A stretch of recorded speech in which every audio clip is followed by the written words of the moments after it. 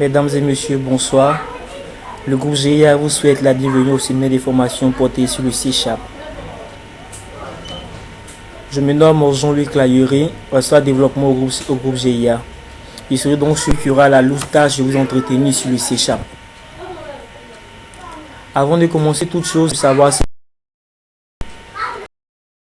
c'est ce à quoi la solution va nous parler du C#. Donc comme le chapitre 1 s'intitule c'est quoi C#. Dans ce chapitre, nous allons définir C#, l'élément majeur entrant en ligne de compte avec le framework .NET, et ensuite pourquoi utiliser C# et non les autres langages. Donc direct à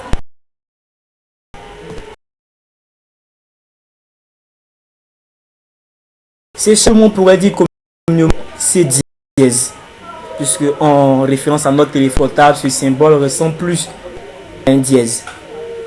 Mais cela se lit C#, ou certains pourront le lire C#, en voulant rester fidèle à l'alphabet anglophone.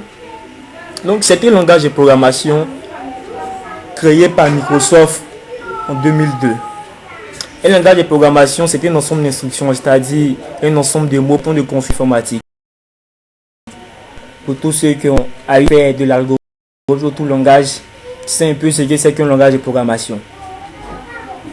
Nous dirons simplement que le C# a une syntaxe qui ressemble un peu plus à celle du C++ ou à du Java ou à bien d'autres langages que vous connaîtrez. Donc le C# est le bijou de Microsoft,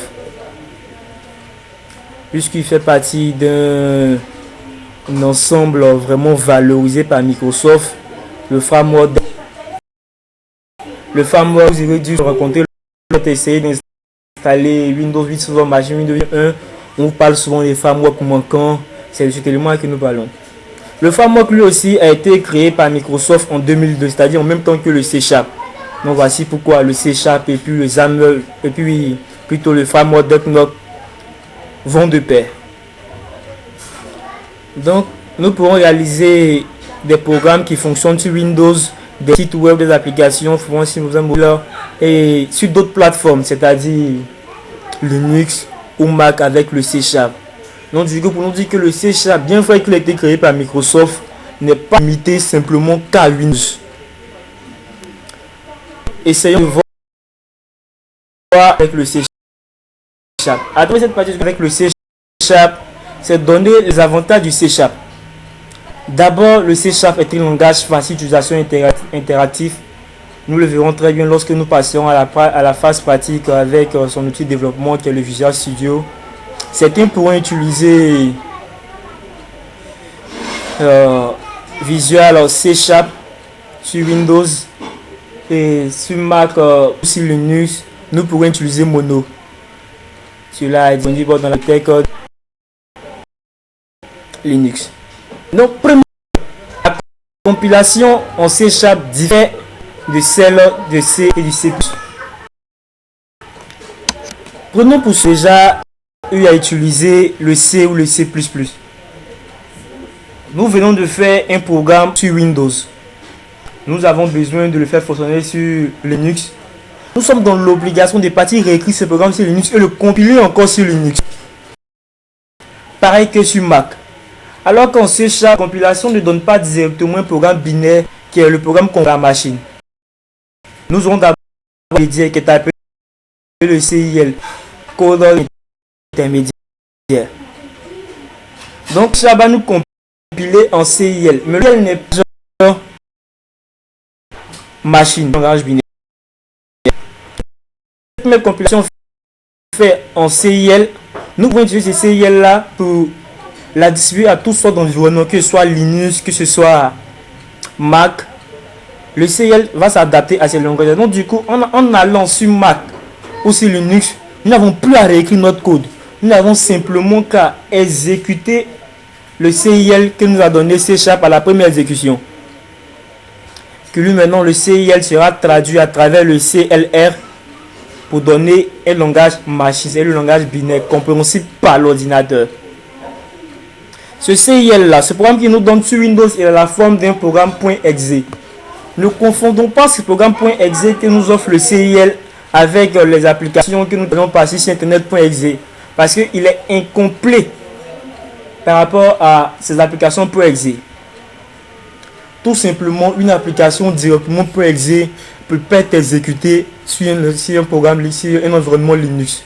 Par contre, le .exe qui nous est donné par le C# est exécutable sur Linux.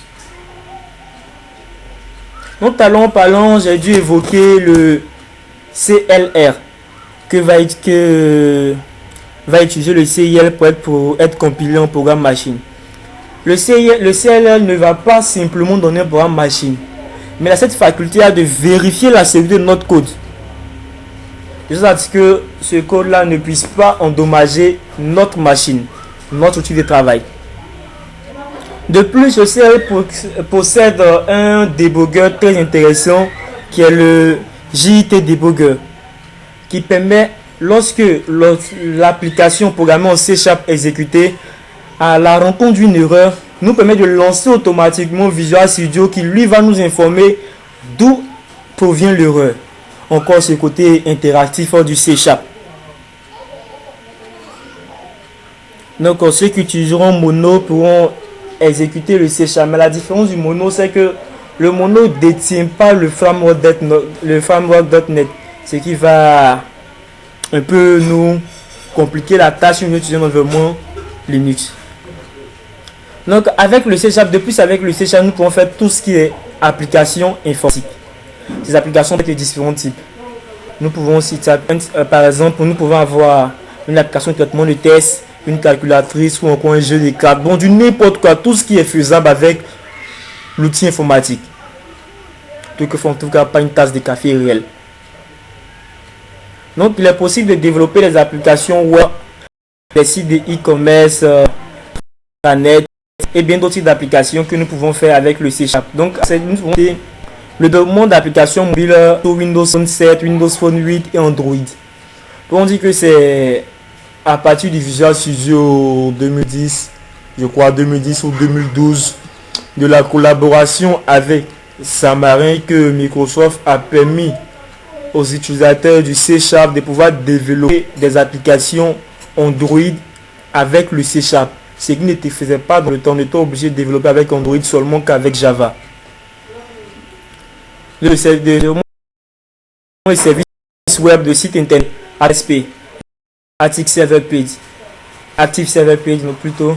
Au fur et à mesure, nous verrons ce que c'est. Aussi, nous pouvons développer des applications pour le Windows Store, Windows 8.1, le jeu pour mobile et PC, pour toutes les plateformes que nous avons citées tout à l'heure, c'est-à-dire Windows 8, Windows 8.1, Windows Phone 7, Windows Phone 8, Android et bien d'autres. Donc, nous verrons un peu pas dans la suite du tutoriel, pas la suite de cette formation, comment réaliser ces applications. Donc, au niveau des avantages du C#, donc, il est interactif. Il a une compilation qui diffère des autres langages et qui nous permet de l'adapter facilement à l'environnement que nous voulons à travers le CIL. Il nous permet de développer sur presque toutes les plateformes existantes. Donc, c'est un peu aussi un autre événement à signaler, c'est que avec le CIL, ça nous permet de créer des bibliothèques d'extension .dl. Bon, nous appellerons cela des assemblées. Donc, avec le C#, nous avons la possibilité de créer des assemblées processus qui auront l'extension .exe et l'assemblée des fichiers .del qui sont appelés assemblées tout court. Donc, le fichier .exe est utilisé par une application pour se lancer et le .dl peut être utilisé dans toutes les applications. Cela va nous permettre de ne pas à chaque fois recopier le code d'une application à une autre. Ce qui nous montre un peu cette facilité d'utilisation du C#. Du coup, on n'a plus besoin de le copier le même code qu'on a eu à faire dans un programme X et aller le refaire dans un programme Y. Nous avons simplement à le compiler, à générer une assemblée .dl que nous pourrons installer dans chacune de nos applications. Donc en un mot, voici un peu les avantages du C#. Donc de ce cours, qu'est-ce que nous pouvons retenir? Ce chapitre 1 de c'est quoi C#, nous pouvons retenir que tout simplement le C# est un langage phare de Microsoft. Il utilise le framework DevOps et le framework .NET. Les deux ont été, c'est-à-dire le C# et le framework DevOps a été créé par Microsoft en 2002. Aussi, nous pouvons retenir que Microsoft, le C# utilise le CLL pour générer un programme machine compréhensible par l'ordinateur. Et le CLL, nous pouvons le trouver sur Linux comme sur Windows. De plus, le C# nous permet la création d'assemblées, la création de bibliothèques. Donc, c'est un peu ça, le premier chapitre, c'est quoi C#. Le prochain chapitre, générer un projet C#. Donc, je vais vous inviter à avoir notre outil de travail, c'est-à-dire soit Visual Studio pour certains et pour d'autres Visual C#.